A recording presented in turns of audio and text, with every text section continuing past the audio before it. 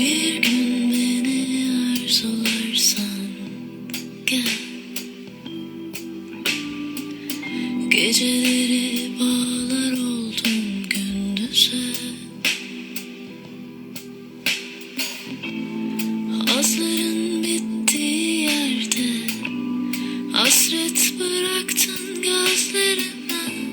Sevgim peşinden koşar oldu. Gözyaşım düştü yüreğime. Alıştıkça hasretim tükenir ümitlerim. Neredesin?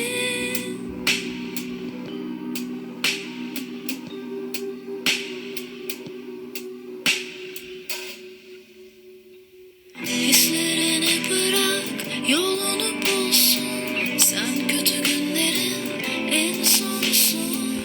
Yatağım geceme dar gelir oldu. Uzatma artık, gel ne olursun. Hislerini bırak, yolunu bulsun. Sen kötü günlerin en sonusun. Yatağım geceme dar gelir oldu. Uzatma artık, gel ne olursun.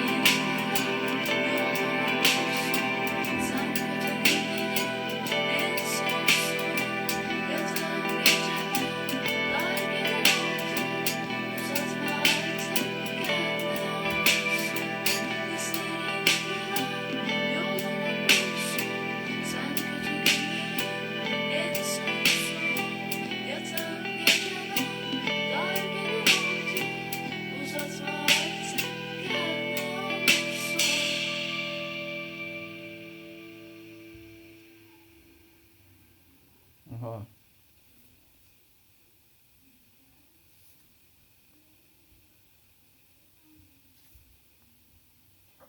Pardon, mikrofonu kapatmışım. İyi geceler herkese ve mutlu yıllar. Güzel bir yıl dilerim. Hoşça kalın.